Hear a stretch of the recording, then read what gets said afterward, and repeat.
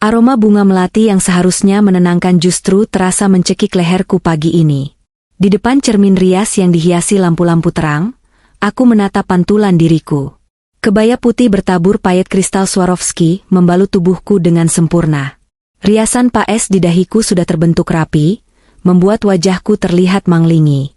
Orang-orang di luar kamar memuji kecantikanku, menyebutku sebagai calon pengantin paling beruntung karena akan menikahi Raka, pria tampan yang selama ini terlihat begitu sopan dan mencintaiku. Namun, di balik senyum tipis yang kupaksakan untuk perias, tanganku yang tersembunyi di bawah kain batik gemetar hebat. Bukan karena gugup menghadapi akad nikah, melainkan karena amarah yang kubekukan menjadi es di dalam dada. Mataku melirik ke arah meja rias, di mana sebuah kotak perhiasan bludru merah tergeletak.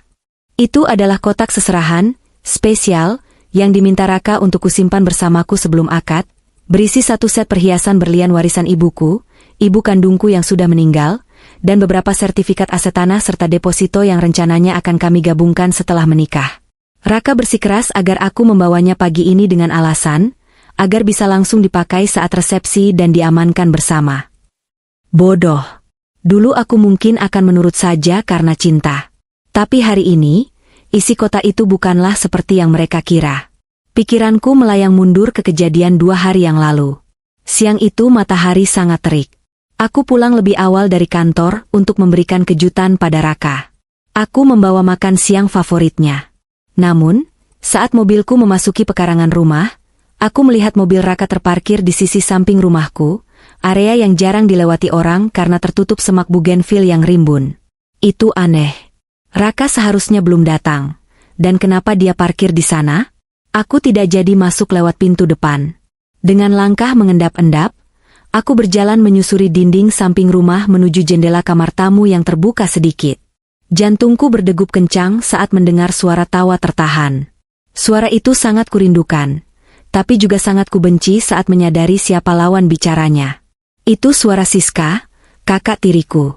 Dan Raka. Aku menahan napas, menempelkan punggungku ke dinding dingin. Sayang, pelan-pelan nanti ada yang dengar. Suara Siska terdengar manja, menjijikan. Tenang saja, perempuan bodoh itu sedang sibuk fitting baju resepsi terakhirnya. Ayahmu juga sedang di kantor, jawab Raka. Nada suaranya berbeda total dari nada lembut yang biasa ia gunakan padaku. Ini terdengar licik, penuh cemooh. Jadi, bagaimana rencananya besok lusa? Aku sudah tidak sabar, desak Siska. Seperti yang sudah kita rencanakan, sayang. Raka tertawa kecil, suara yang membuat darahku mendidih. Besok lusa, 1 jam sebelum akad nikah, saat rumah sedang kies dan semua orang sibuk, kita kabur. Kamu pastikan dia membawa kotak perhiasan dan tas dokumen penting itu ke kamarnya. Tenang saja, itu sudah aku atur. Aku bilang padanya kalau itu tradisi keluarga supaya berkah. Dia percaya saja karena dia naif. Siska terkikik. Kita bawa semua harta wanita bodoh itu. Perhiasan ibunya yang harganya miliaran itu, plus uang tunai di ATM yang pinnya sudah kamu intip, kan? Sudah. Kita kuras semuanya untuk bekal kita kawin lari ke Bali, lalu ke luar negeri. Biar tahu rasa perempuan sok kaya itu. Biar dia malu berdiri sendirian di pelaminan di depan ratusan tamu undangan. Biar keluarganya hancur menanggung aib. Dan ibuku? Tanya Siska. Ibu tirinya itu? Bu Rina kan ada di pihak kita. Dia yang akan memantau keadaan di sini dan berpura-pura panik. Nanti kalau Alia sudah hancur, miskin, dan depresi, kita bisa kembali dengan kepala tegak karena dia sudah tidak punya kuasa apa-apa lagi. Aku sudah bosan sekali dengan dia, Siska. Dia kaku, kampungan, sok suci. Aku cuma butuh hartanya. Kamu yang aku mau. Duniaku runtuh saat itu juga. Raka, pria yang selama 3 tahun ini kupuja, yang kukira adalah pelabuhan terakhirku setelah ayah menikah lagi, ternyata hanyalah ular berbisa. Dan Siska, kakak tiri yang selama ini selalu manis di depanku, ternyata menyimpan dengki yang begitu dalam. Air mataku hendak tumpah, tapi aku menahannya sekuat tenaga. Jangan menangis, Alia. Jangan menangis untuk sampah, batinku menjerit. Sakit hati ini bukan main-main. Rasa dikhianati ini membakar habis sisa-sisa cinta yang kupunya. Tapi di atas rasa sakit itu, logika bertahan hidupku menyala. Aku mundur perlahan. Tidak, aku tidak akan melabrak mereka sekarang. Jika aku melabrak mereka sekarang, mereka hanya akan menyangkal, atau lebih buruk lagi, mereka akan mencari cara lain untuk menghancurkanku secara fisik. Aku harus bermain cantik.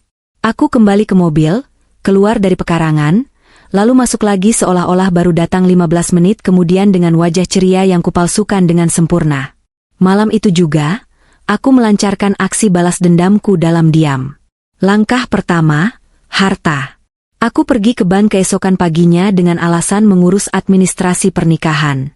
Aku mengosongkan seluruh saldo di rekening utama yang diketahui Raka. Aku memindahkannya ke rekening baru di bank berbeda yang tidak diketahui siapapun, bahkan ayah. Kartu ATM lamaku kutinggalkan dengan saldo minimal, hanya sisa Rp50.000. Langkah kedua, dokumen. Sertifikat tanah dan deposito asli kuambil dari brankas. Aku pergi ke percetakan kenalan lamaku yang ahli.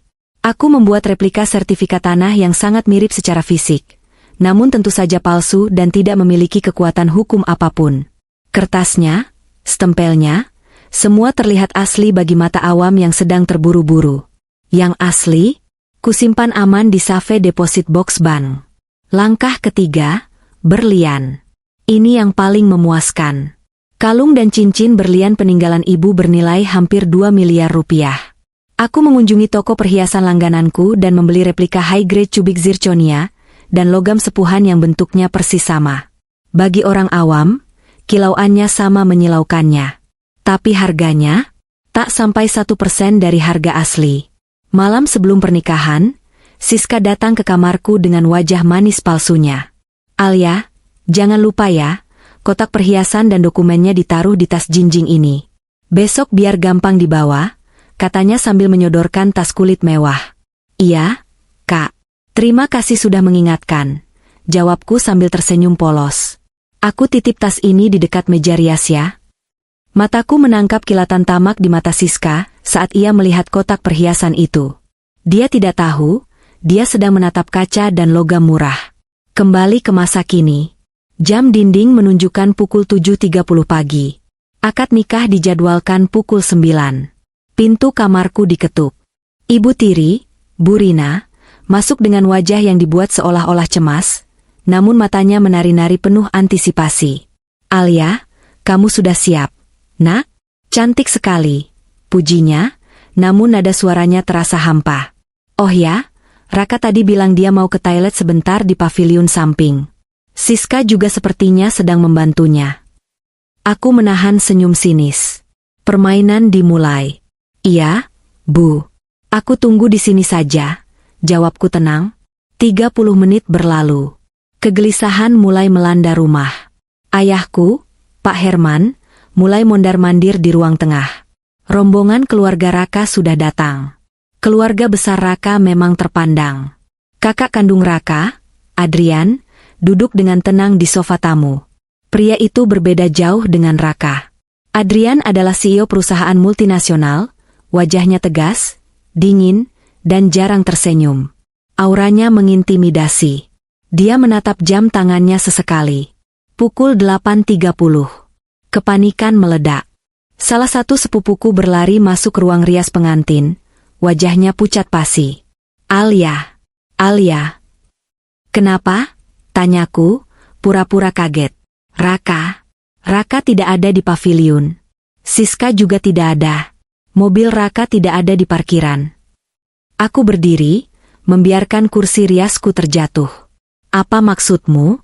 Mungkin mereka pergi membeli sesuatu yang tertinggal?" "Tidak, Mbak. Lemari di paviliun kosong. Dan. Sepupuku menelan ludah, takut mengatakannya. "Ada satpam yang lihat mobil Raka keluar ngebut membawa koper besar, dan tas jinjing yang tadi ada di kamarmu." Tas jinjing itu, tas berisi harta karun palsu itu. Mereka benar-benar membawanya. Aku segera berlari keluar kamar menuju ruang tengah, berakting panik sealami mungkin. Di sana, ayah sudah memegangi dadanya, wajahnya merah pada menahan amarah dan malu. Ibu Rina, dengan akting kelas Oscarnya, sedang menangis meraung-raung. "Ya Tuhan, Siska, kenapa kamu tega melakukan ini? Raka, kenapa kamu bawa kabur anakku? Teriak Burina. Kalimatnya cerdas, memosisikan Siska sebagai korban yang dibawa kabur, bukan pelaku. Mereka kabur, suara berat dan dingin membelah keributan. Itu Adrian. Dia berdiri tegak, matanya yang tajam menatap kosong ke arah pintu depan. Maafkan kami, Nak Adrian, maafkan kami. Ayahku hampir berlutut.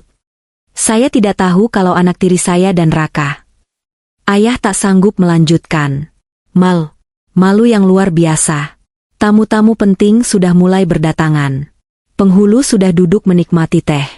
Wartawan lokal juga ada di depan, karena pernikahan ini melibatkan dua keluarga cukup berada. Ini bencana, bisik tanteku. Alia, bagaimana nasibmu? Nak, ditinggal kawin lari sejam sebelum akad. Aku menunduk, menutupi wajahku dengan tangan. Bahuku berguncang. Semua orang mengira aku menangis hancur. Padahal, aku sedang menahan tawa kemenangan membayangkan wajah Raka dan Siska saat nanti mencoba menjual berlian palsu itu. Tapi, masalah di depan mata tetap nyata. Tamu undangan. Harga diri ayah. Bubarkan saja, seru ayah putus asa. Biar ayah yang tanggung malunya. Kita batalkan pernikahan ini. Jangan, sela Burina cepat. Mas, pikirkan reputasi kita. Pikirkan kolega bisnis Mas. Kalau dibatalkan sekarang, saham perusahaan Mas bisa anjlok karena skandal ini. Kita bilang saja Raka sakit mendadak. Bohong tidak akan menyelesaikan masalah. Bu, bentak ayah.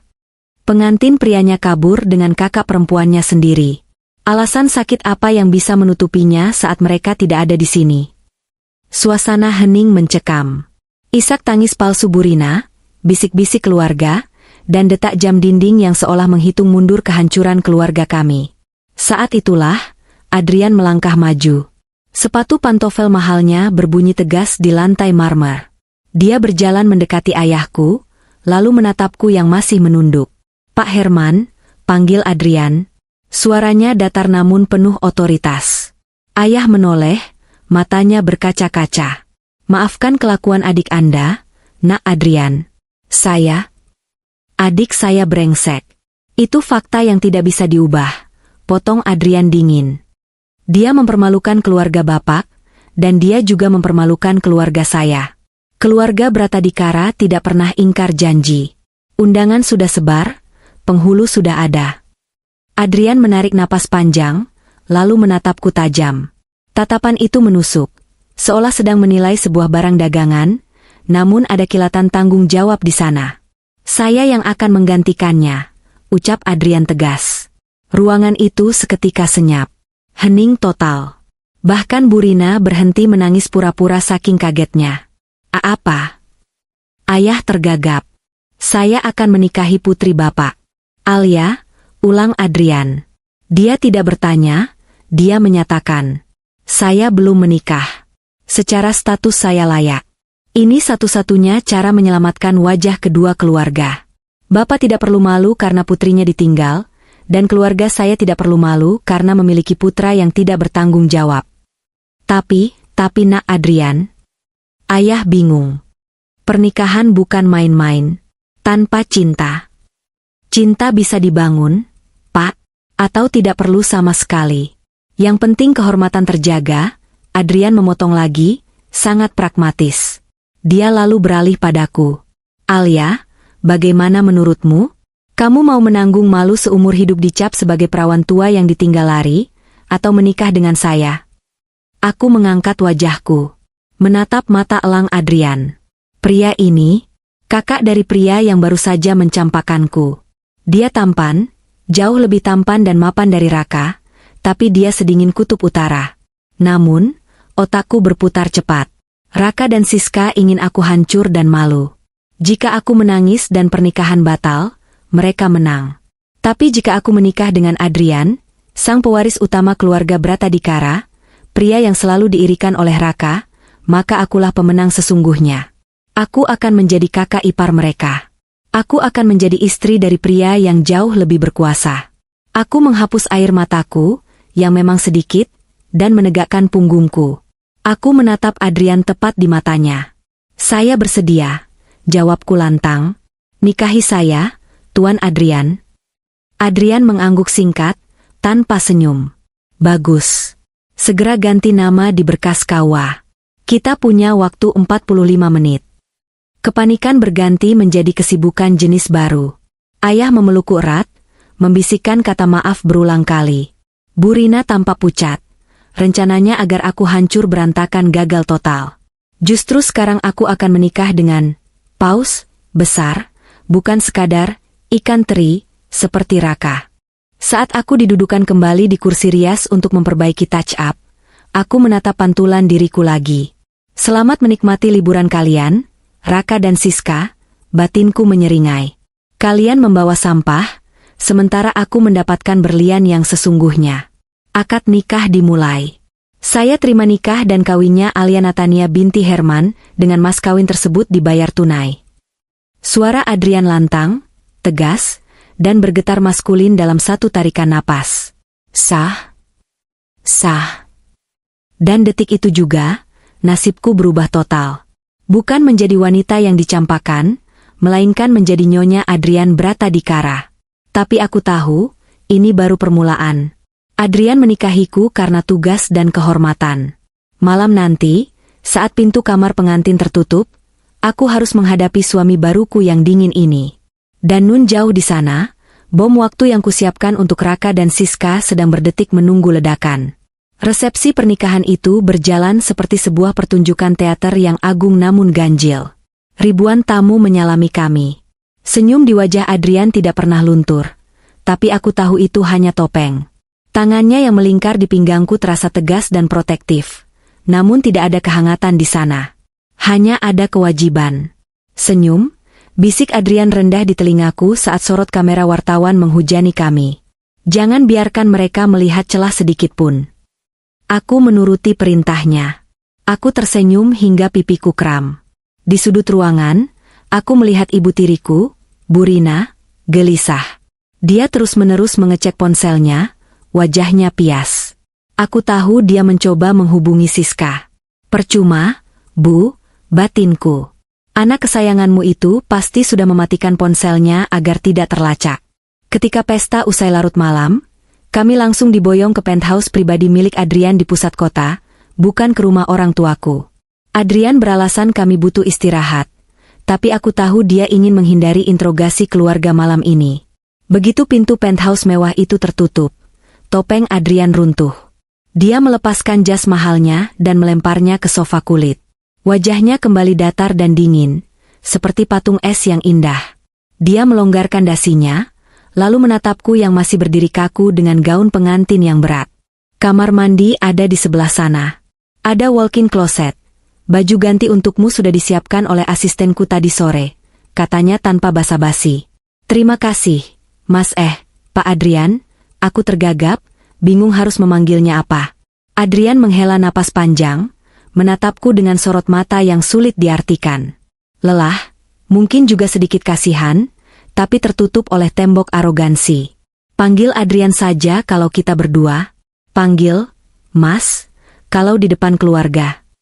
Dia berjalan menuju minibar, menuangkan air mineral dingin. Dengar, Alia. Pernikahan ini mendadak. Kita berdua korban dari kebodohan adik dan kakak tirimu. Aku tidak mengharapkan cinta darimu, dan kuharap kamu juga tidak mengharapkan romansa picisan dariku.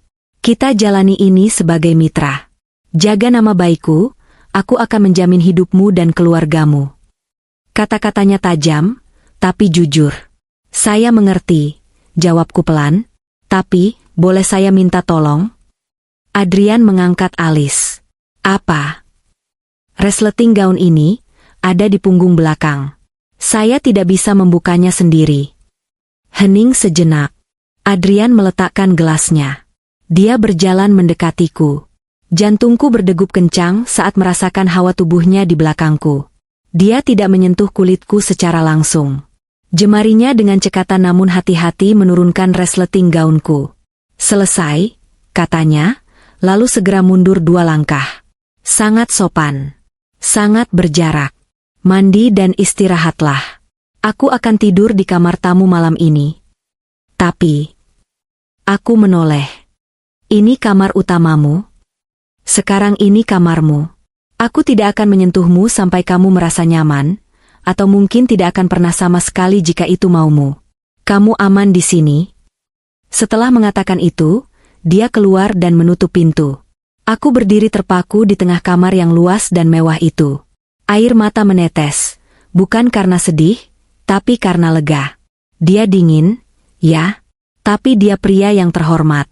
Berbanding terbalik dengan Raka yang hangat tapi ternyata penipu ulung. Malam itu, aku tidur di ranjang king size yang empuk sendirian, memeluk guling, sambil membayangkan apa yang sedang terjadi pada dua pengkhianat itu. Sementara itu, ratusan kilometer dari Jakarta, sebuah villa terpencil di kawasan puncak menjadi saksi bisu euforia semu Raka dan Siska. Mereka baru saja tiba setelah perjalanan yang menegangkan. Mereka menghindari jalan tol utama, takut dicegat, dan memilih jalan tikus hingga sampai di persembunyian ini. Akhirnya, seru Siska, melempar tubuhnya ke sofa villa yang berdebu. Kita bebas, sayang. Bebas dari drama keluargamu yang kaku dan bebas dari Alia si bodoh itu. Raka tertawa lepas, membuka kancing kemejanya. Kamu benar. Bayangkan wajah Bapak dan Mas Adrian sekarang. Pasti panik setengah mati mencari pengganti. Dan Alia hahaha, dia pasti sedang menangis di pojokan kamar. Biarin aja dia nangis sampai matanya bengkak, cibir Siska. Dia bangun dari sofa, matanya berbinar menatap tas jinjing kulit yang diletakkan Raka di atas meja. Sekarang, ayo kita lihat bekal masa depan kita. Raka menyeringai. Silakan, Tuan Putri. Buka kotak Pandoranya. Dengan tangan gemetar karena antusias, Siska membuka tas itu. Dia mengeluarkan kotak perhiasan beludru merah yang berat. Jantungnya berpacu membayangkan kilau berlian set yang harganya miliaran itu. Ini dia? Desis Siska. Dia membuka kotak itu. Cahaya lampu villa memantul pada kalung, cincin, dan anting yang tertata rapi di dalamnya. Sekilas, perhiasan itu berkilau indah. Cantik banget. Gumam Raka, ikut mendekat. Coba lihat sertifikatnya. Siska mengambil secari kertas yang terlipat di bawah bantalan beludru. Dia membukanya. Keningnya berkerut. Sayang. Siska memanggil ragu. Kok kertasnya agak tipis ya? Dan stempel tokonya luntur. Masa sih? Mungkin kena keringat. Raka merebut kertas itu. Dia membacanya. Sertifikat keaslian. Tulisannya ada, tapi tidak ada hologram. Tidak ada nomor seri yang timbul. Perasaan tidak enak mulai merayapi tengkuk Raka. Dia mengambil kalung berlian utama. Beratnya terasa ringan. Terlalu ringan untuk berlian dan emas putih seberat itu. Coba cek yang lain, perintah Raka panik. Siska segera merogoh tas lagi, mengeluarkan map berisi sertifikat tanah dan BPKB mobil mewah Alia. Dia membuka map itu dengan kasar. Ini fotokopi warna. Jerit Siska histeris. Raka, ini cuma kertas HVS biasa yang diprint warna. Tidak ada cap basahnya. Ini palsu. Apa? Raka melempar kalung di tangannya ke lantai. Prang. Bunyi yang dihasilkan bukan denting logam mulia yang padat, melainkan bunyi cering-nyaring seperti koin receh beradu dengan keramik. Salah satu mata, berlian, dari kalung itu terlepas dan menggelinding. Raka memungut mata, berlian, itu. Dia menggoreskannya ke kaca jendela villa. Tidak ada bekas goresan di kaca. Justru batu itu yang tergores. Kaca. Bisik Raka, wajahnya memucat seketika. Ini kaca murahan, ini zirconia palsu, ini sampah aksesoris pasar malam.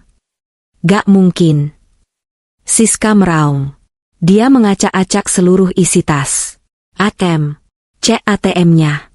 Kamu bilang kamu tahu PIN-nya dan saldonya ada 3 miliar. Raka menyambar kartu ATM platinum itu. Ayo ke minimarket depan. Sekarang. Mereka berlari keluar villa seperti orang gila, masuk ke mobil, dan tancap gas menuju minimarket terdekat yang ada mesin ATM-nya. Tangan Raka gemetar saat memasukkan kartu. Siska berdiri di sampingnya, menggigit kuku dengan cemas. Raka menekan PIN. PIN benar. Syukurlah, PIN-nya belum diganti, desah Raka lega. Dia memilih menu cek saldo. Layar memproses sebentar. Detik-detik yang terasa seperti abad. Lalu angka itu muncul. Saldo, Rp49.500. Hening. Suara mesin pendingin minimarket terdengar berdengung keras di telinga mereka. 49.000. Siska mengeja angka itu dengan suara tercekat. Gak sampai 50.000 perak. Bajingan. Raka memukul mesin ATM itu dengan keras sampai orang-orang di minimarket menoleh kaget. Dia tahu. Alia tahu. Perempuan ular itu tahu kita mau kabur. Kamu bilang dia bodoh. Siska memukul bahu Raka, air matanya tumpah karena marah dan takut. Kamu bilang dia naif. Mana hartanya? Kita kabur cuma bawa baju dan uang tunai 5 juta di dompetmu. Itu gak cukup buat hidup seminggu di sini. Raka merosot ke lantai minimarket, tidak peduli pada tatapan aneh kasir. Lututnya lemas. Rencana sempurnanya hancur lebur. Dia telah meninggalkan keluarga kayanya, meninggalkan warisannya, demi kawin lari dengan wanita yang sekarang sedang memaki-makinya, dan semua itu demi harta yang ternyata palsu. Kita harus pulang. Gumam Raka. Gila kamu, bentak Siska. Mau ditaruh di mana muka kita? Kita sudah kabur pas akad nikah. Ayahmu pasti membunuhmu, dan ibuku pasti diusir. Terus kita mau makan apa? Bentak Raka balik, kali ini lebih keras. Sifat aslinya yang temperamental mulai keluar karena tertekan. Berlian itu palsu, sertifikat itu sampah, ATM itu kosong. Kita gelandangan, Siska. Gelandangan. Di tengah pertengkaran mereka di parkiran minimarket yang gelap, ponsel Raka, yang baru saja dia nyalakan, bergetar hebat. Notifikasi berita online masuk bertubi-tubi. Raka membukanya dengan tangan gemetar. Judul berita utama di portal gosip terkenal terpampang jelas, lengkap dengan foto pernikahan yang megah. Pengantin pria kabur. Sang kakak sang CEO Adrian Bratadikara turun tangan nikahi mempelai wanita. Di foto itu, terlihat Adrian sedang memasangkan cincin ke jari Alia. Cincin yang asli. Cincin berlian keluarga Bratadikara yang harganya 10 kali lipat dari yang dicuri Raka. Alia terlihat anggun, dan Adrian terlihat gagah. Mereka tampak seperti pasangan kekuasaan, power couple, yang sempurna. Dia menikah dengan Mas Adrian? Mata Raka melotot nyaris keluar. Alia, jadi kakak iparku. Siska merebut ponsel itu, matanya membelalak membaca beritanya. Rasa iri yang membakar dada membuatnya sesak napas. Dia berniat membuat Alia jadi perawan tua yang menderita, tapi Alia justru mendapatkan raja, sementara dia terjebak dengan pangeran buangan yang bangkrut. Sialan. Siska membanting ponsel Raka ke aspal hingga layarnya retak. Sialaan. Pagi harinya di penthouse Adrian. Sinar matahari pagi menembus tirai otomatis yang terbuka perlahan. Aku mengerjapkan mata, menyadari aku tidak berada di kamarku. Aroma kopi segar tercium samar. Aku bangun, merapikan rambut, dan keluar kamar. Di meja makan, berbagai menu sarapan mewah sudah tersaji. Adrian sudah duduk di sana, sudah rapi dengan pakaian kasual namun tetap terlihat mahal, kaos polo dan celana chino. Dia sedang membaca tablet sambil menyesap kopi. Duduklah, katanya tanpa menoleh. Makan sarapanmu. Aku duduk dengan canggung. Kamu masak ini semua? Adrian mendengus geli, sudut bibirnya terangkat sedikit. Sangat sedikit. Aku CEO, bukan koki. Asisten rumah tangga datang jam 5 pagi tadi dan sudah pulang. Makanlah, kamu pasti lapar setelah drama kemarin.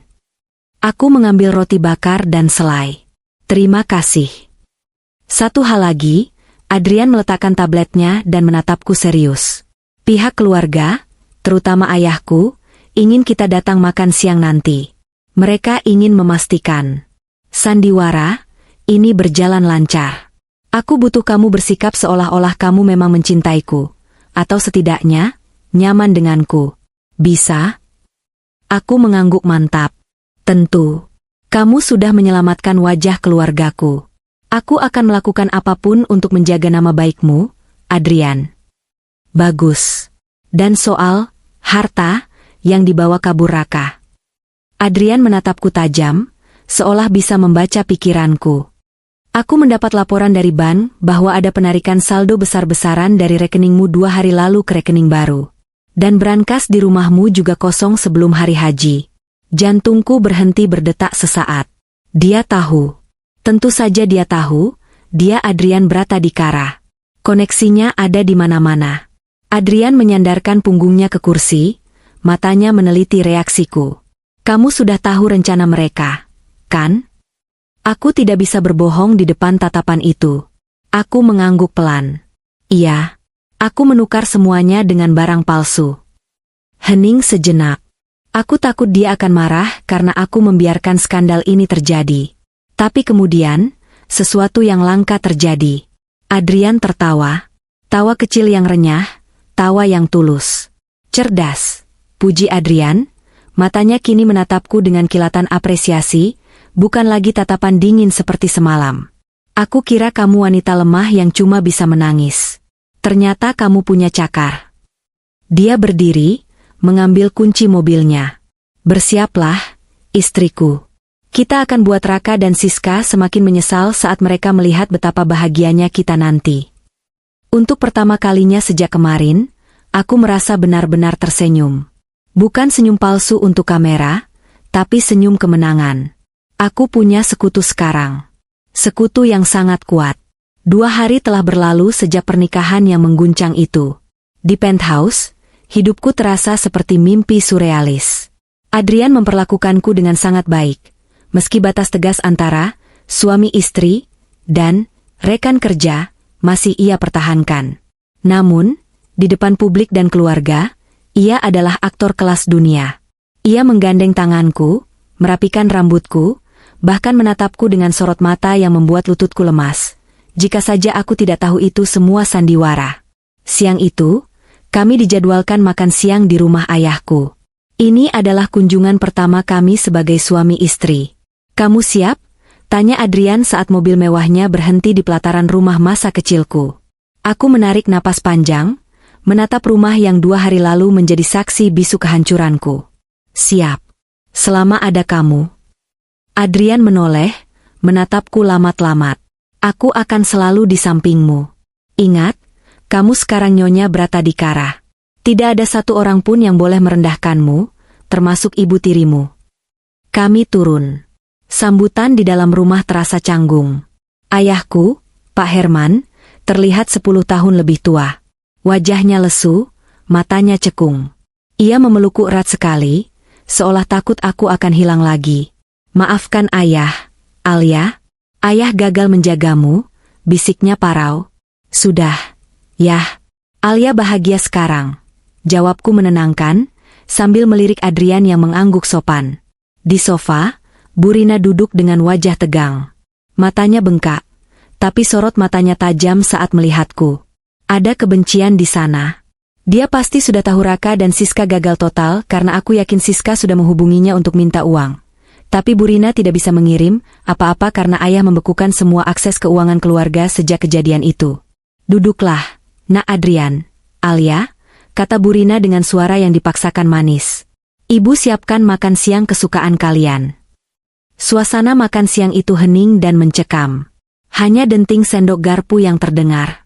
Namun, ketenangan itu pecah ketika terdengar suara ribut-ribut di depan gerbang rumah. Satpam rumah terdengar berteriak melarang seseorang masuk. Den Raka, Non Siska. Bapak bilang jangan izinkan siapapun masuk. Minggir kamu. Ini rumahku. Itu suara Siska. Melengking dan histeris. Pintu utama terbanting terbuka. Pemandangan yang menyambut kami sungguh kontras dengan kemewahan ruang makan. Raka dan Siska berdiri di ambang pintu. Penampilan mereka kacau balau. Kemeja Raka kusut dan kotor, rambutnya acak-acakan, wajahnya kusam. Siska lebih parah. Makeupnya luntur, matanya liar, dan dia masih menenteng tas jinjing berisi harta palsu, itu. Mereka terlihat seperti orang yang tidak mandi 2 hari dan tidur di mobil. Ayah, ibu, seru Siska, langsung berlari masuk tanpa melepas sepatu kotornya. Ayah membanting serbetnya ke meja dan berdiri. Berani-beraninya kalian menginjakkan kaki di sini lagi. Ayah, dengarkan kami dulu. Raka maju, mencoba meraih tangan ayah, tapi ayah menepisnya kasar. Adrian berdiri perlahan, memosisikan dirinya di depanku, menjadi tameng hidup. Kalian membuat malu keluarga. Kabur 1 jam sebelum akad. Di mana otak kalian? Bentak ayah. Suaranya menggelegar memenuhi ruangan. Ini semua gara-gara Alia, yah? Teriak Siska tiba-tiba, menunjuk wajahku dengan telunjuk gemetar. Anak kesayangan ayah ini penipu. Ular berbisa. Bu Rina langsung berdiri, naluri membela anaknya muncul. Maksud kamu apa, Siska? Siska melempar tas jinjing itu ke meja makan hingga gelas-gelas kristal terguling jatuh. Dengan kasar, ia menumpahkan isinya. Replika perhiasan dan kertas-kertas sertifikat palsu berserakan di antara piring makanan. Lihat ini. Siska memungut kalung berlian palsu itu. Dia menukar semuanya. Dia tahu kami mau pergi, jadi dia sengaja menukar berlian asli dengan kaca murahan. Rekeningnya juga kosong. Dia menjebak kami supaya kami kelaparan di jalan.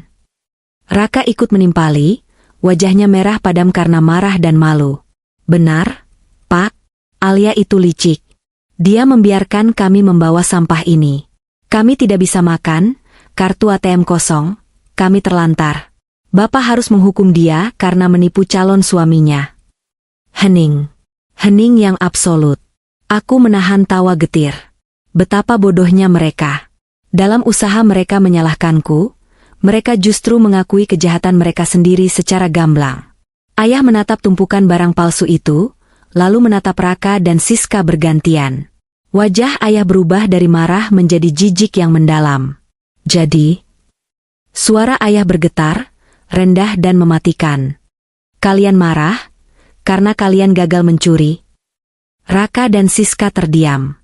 Mereka baru sadar apa yang baru saja mereka ucapkan. Kalian kembali ke sini bukan untuk minta maaf karena kabur. Ayah melangkah maju, tangannya terkepal erat. Tapi kalian kembali untuk memprotes karena barang yang kalian curi ternyata palsu. Bukan begitu, yah, Siska tergagap, mundur selangkah. Maksudku, Alia kan jahat, dia? Diam, bentak ayah. Cukup. Ayah menoleh padaku. Matanya penuh penyesalan. Alia, apakah benar kamu menukarnya?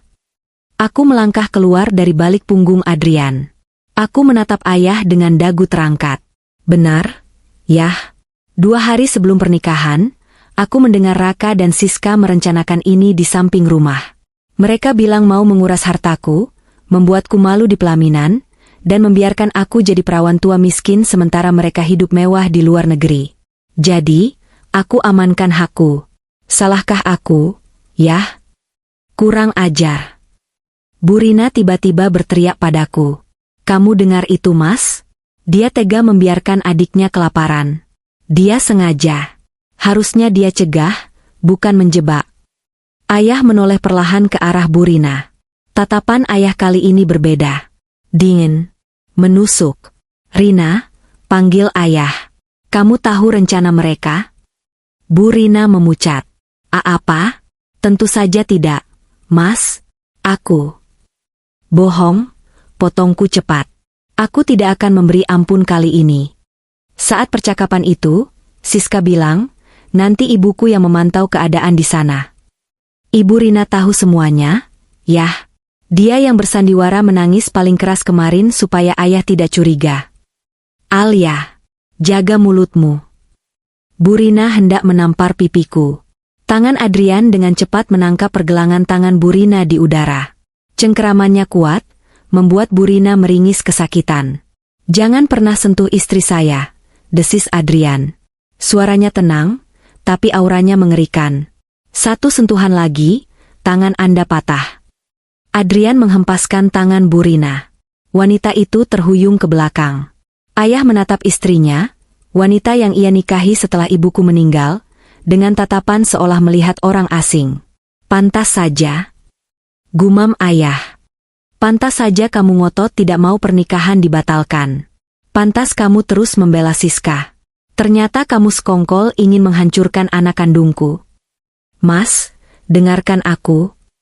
Bu Rina menangis, kali ini air matanya asli karena ketakutan. Keluar, ucap ayah pelan. Mas, keluar dari rumahku. Semuanya. Teriak ayah hingga urat lehernya menonjol. Kamu, Rina, dan dua anak haram jadah ini, bawa pergi sampah-sampah kalian. Detik ini juga aku talak kamu, Rina. Ayah. Siska menjerit histeris, berlutut di kaki ayah. Jangan usir kami. Kami gak punya uang. Kami gak punya tempat tinggal. Raka mobilnya bensinnya habis. Kami mau tidur di mana? Tidur di jalanan. Tidur di kolong jembatan. Aku tidak peduli. Ayah menendang kaki Siska agar menjauh. Selama ini aku nafkahi kalian. Aku sekolahkan kamu Siska, aku terima kamu Rina, dan ini balasan kalian? Kalian tusuk anakku dari belakang? Kalian mau rampok harta peninggalan almarhumah istri pertamaku? Raka mencoba mendekat ke arah Adrian. Mas Adrian, tolong mas. Mas kan kaya raya. Mas pasti punya hati. Biarkan kami tinggal di paviliun belakang saja. Aku adikmu, mas. Adrian menatap adiknya dengan tatapan datar, tanpa emosi. Dia merogoh saku jasnya, mengeluarkan dompet kulit, dan mengambil selembar uang 100.000 rupiah. Dia menjatuhkan uang itu ke lantai, tepat di depan sepatu kotor Raka. Itu sumbangan terakhir dariku. Cukup untuk naik angkot dan beli nasi bungkus, kata Adrian dingin. Mulai hari ini, nama kamu dicoret dari daftar keluarga Bratadikara. Jangan pernah bawa-bawa namaku lagi di luar sana. Satpam akan menyeret kalian jika dalam 5 menit kalian masih di sini. Mas Adrian jahat, teriak Siska. Satpam, panggil ayah. 3 orang satpam berbadan tegap masuk. Tanpa ampun, mereka menyeret Raka dan Siska yang meronta-ronta. Bu Rina, yang masih syok karena ditalak, dipaksa keluar. Dia hanya sempat menyambar tas tangannya sebelum pintu rumah besar itu ditutup di depan wajah mereka. Suara gedoran dan teriakan makian Siska masih terdengar dari luar, tapi perlahan menjauh saat satpam menyeret mereka hingga keluar gerbang kompleks. Di ruang makan, keheningan kembali. Tapi kali ini, keheningan yang menyedihkan. Ayah merosot duduk di kursi. Bahunya terguncang hebat. Pria tua itu menangis.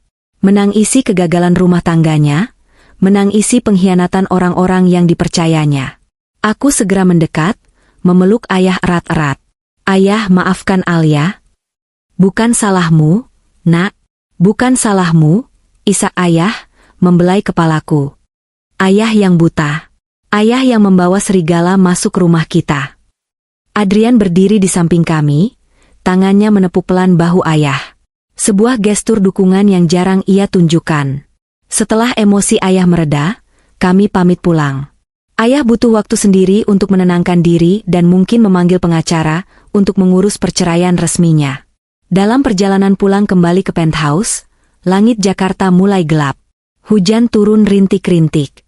Di dalam mobil, aku masih diam, menatap keluar jendela. Kejadian tadi menguras energiku. Tiba-tiba, sebuah tangan hangat menggenggam tanganku yang dingin. Aku menoleh. Adrian. Dia menyetir dengan satu tangan, sementara tangan kirinya menggenggam tanganku erat di atas konsol tengah. Kamu hebat tadi, katanya tanpa menoleh. Kamu berani mengungkap kebenaran di depan ayahmu. Itu tidak mudah. Aku cuma tidak mau mereka menginjak-injak ayah lagi, jawabku pelan. Terima kasih sudah membela saya, membela aku tadi. Sudah tugasku, jawab Adrian. Genggamannya tidak dilepaskan sepanjang perjalanan pulang. Jempolnya perlahan mengusap punggung tanganku, memberikan sensasi hangat yang aneh, yang membuat jantungku berdetak tidak karuan. Sampai di penthouse, suasana di antara kami berubah. Ada ketegangan baru, tapi bukan ketegangan karena rasa canggung atau takut. Ini ketegangan karena kedekatan. Alia, panggil Adrian saat kami masuk ruang tengah. Ya. Dia berdiri di hadapanku, menatap mataku lekat-lekat. Jarak kami cukup dekat hingga aku bisa mencium aroma parfum wodinya yang maskulin. Mulai sekarang, lupakan masa lalu. Raka, Siska, Burina, mereka sudah jadi masa lalu. Fokuslah pada masa depan. Fokuslah pada kita. Kata, kita, terdengar asing namun manis. Adrian, kenapa kamu sebaik ini padaku? Kita menikah karena terpaksa, kan? Tanyaku, memberanikan diri. Adrian terdiam sejenak. Dia mengangkat tangannya, ragu-ragu, lalu menyelipkan anak rambutku ke belakang telinga. Sentuhan jarinya di kulit wajahku membuatku merinding. Awalnya memang terpaksa, akunya jujur. Tapi melihatmu, melihat bagaimana kamu bertahan, melihat kecerdasanmu, dan keberanianmu. Aku rasa, aku tidak keberatan terjebak dalam pernikahan ini bersamamu. Dia menunduk sedikit, wajahnya mendekat. Malam ini, tidurlah yang nyenyak. Tidak perlu takut lagi. Aku ada di sini. Dia tidak menciumku. Dia hanya mengecup keningku, lembut, lama, dan penuh perasaan. Selamat malam, Alia. Dia berbalik menuju kamar tamu, meninggalkanku yang berdiri mematung dengan wajah memanas dan hati yang berdebar kencang. Apakah es di hati Adrian mulai mencair? Atau justru hatiku yang mulai luluh pada pria dingin ini? Di luar sana, di bawah guyuran hujan deras, Raka, Siska, dan Burina sedang berteduh di halte bus yang kotor, perut lapar, tanpa uang, dan saling menyalahkan. Karma baru saja menyajikan hidangan pembukanya. 1 bulan telah berlalu sejak hari yang mengubah segalanya. Kehidupanku sebagai Nyonya Adrian Bratadikara mulai menemukan ritmenya. Awalnya aku canggung, merasa seperti tamu di istana kaca ini. Namun, Adrian perlahan membuka pintunya. Bukan dengan kata-kata manis, melainkan dengan tindakan. Dia mulai mengajakku ke kantor pusat Bratadikara Group. Bukan sekadar sebagai pajangan istri CEO, tapi dia memberiku peran. Mengetahui latar belakangku di bidang manajemen bisnis sebelum aku berhenti kerja demi Raka, Adrian menempatkanku di divisi CSR, Corporate Social Responsibility, Yayasan Perusahaan. Gunakan otakmu, jangan biarkan tumpul hanya karena jadi istriku, katanya saat menyerahkan kartu akses kantor. Kalimatnya terdengar ketus, tapi aku melihat sudut bibirnya terangkat. Dia menghargai kemampuanku. Hari ini, aku duduk di ruang kerjaku yang menghadap Cakrawala Jakarta. Ponselku bergetar. Sebuah pesan dari nomor tak dikenal masuk. Alia, tolong kami. Ibu sakit. Kami diusir dari kontrakan petak. Tolong kirim uang sedikit saja. Siska. Aku menatap layar itu tanpa ekspresi. Tidak ada rasa iba, hanya rasa lelah mengingat nama itu. Aku memblokir nomor itu, sama seperti 10 nomor lain yang sudah kuhapus bulan ini. Di seberang kota, realita yang jauh lebih kejam sedang berlangsung. Di sebuah kawasan kumuh di pinggiran Jakarta Utara, di gang sempit yang becek dan berbau selokan, Raka, Siska, dan Burina duduk berdesakan di emperan sebuah warung tutup. Penampilan mereka sudah tidak bisa dikenali lagi. Raka, yang dulu selalu wangi parfum mahal dan necis dengan kemeja bermerek, kini kurus kering. Kulitnya terbakar matahari, janggutnya tumbuh tak terawat. Dia mengenakan kaos partai lusuh yang dia dapat dari pembagian gratis. Siska, si primadona kampus yang dulu selalu update perawatan kulit, kini wajahnya kusam dan berjerawat karena stres dan air kotor. Rambutnya lepek, kukunya hitam. Burina, mantan nyonya besar yang hobi arisan berlian, kini terbatuk-batuk sambil memijat kakinya yang bengkak. Alia memblokirku lagi. Desis Siska, melempar ponsel butut, satu-satunya harta tersisa yang layarnya sudah retak parah, ke pangkuannya. Sudah kubilang percuma, Raka menyahut serak. Dia sedang menghitung uang receh hasil memulung botol plastik seharian. Dapat berapa hari ini? Cuma 15.000, jawab Raka lirih. Tadi ada preman yang minta jatah lapak. 15.000? Burina menjerit lemah. Buat makan bertiga? Beli nasi bungkus 1 aja sekarang 12.000. Ibu lapar, Raka. Ibu mau makan enak. Ibu diam napa? Bentak Siska. Semua ini juga gara-gara ibu. Kalau ibu gak ngide dukung rencana busuk kita gak bakal begini. Coba kalau ibu larang aku selingkuh sama Raka, aku masih bisa cari cowok kaya lain. Sekarang nama kita hancur. Kok nyalahin ibu? Kamu yang gatel sama calon suami adikmu. Balas Burina tak mau kalah. Sudah. Berisik. Raka berteriak, membuat orang lewat menoleh jijik. Mending kita cari kerja lagi besok. Kerja apa? Siska tertawa sinis, suaranya terdengar gila. Kamu lupa? Kemarin kamu coba ngelamar jadi office boy di gedung perkantoran. Begitu HRD lihat KTP kamu, Raka Bratadikara, mereka langsung nelpon pusat. Ternyata Mas Adrian sudah blacklist nama kita di semua perusahaan besar dan relasinya. Kita ini hama, Raka, hama. Raka terdiam. Benar. Kekuasaan Adrian mengerikan. Kakaknya itu tidak perlu menyewa pembunuh bayaran untuk menghabisi mereka. Cukup dengan satu instruksi, jangan terima mereka. Pintu rezeki mereka ditutup rapat di sektor formal. Mereka terpaksa kerja serabutan. Raka pernah jadi kuli panggul di pasar, tapi tubuh manjanya tidak kuat dan dia dipecat setelah 2 hari karena pingsan. Siska pernah coba jadi pelayan warteg, tapi dipecat karena ketahuan mencuri lauk. Sekarang, mereka benar-benar di titik nadir. Aku mau ke rumah Mas Adrian, gumam Raka tiba-tiba. Matanya kosong. Mau apa? Mati ditembak satpam, cibir Siska. Aku mau minta maaf. Aku mau sujud di kakinya. Aku mau bilang kalau aku menyesal. Mungkin kalau Alia melihatku menderita begini, dia bakal kasihan. Alia itu hatinya lembek. Racau Raka penuh harap, tapi terdengar menyedihkan. Alia yang dulu sudah mati. Raka, Siska memalingkan wajah, menahan tangis. Yang ada sekarang cuma Nyonya Bratadikara yang dingin. Malam harinya, di penthouse Adrian. Aku sedang menyiapkan makan malam sederhana. Meski ada pelayan, aku suka memasak untuk Adrian sesekali. Sup buntut kesukaannya. Pintu terbuka. Adrian masuk dengan wajah lelah, dasinya sudah longgar. Namun, matanya langsung mencari keberadaanku. Saat melihatku di dapur mengenakan apron, ketegangan di wajahnya mencair. Baunya enak, komentarnya, mendekat ke meja bar dapur. Sup buntut spesial. Mandi dulu sana, aku siapkan di meja, kataku tersenyum. Adrian tidak langsung beranjak. Dia menatapku lamat-lamat, lalu berjalan memutar meja bar dan berdiri tepat di depanku. Tangannya terulur, menyentuh pipiku yang terkena sedikit tepung. Kamu kelihatan bahagia, ujarnya pelan.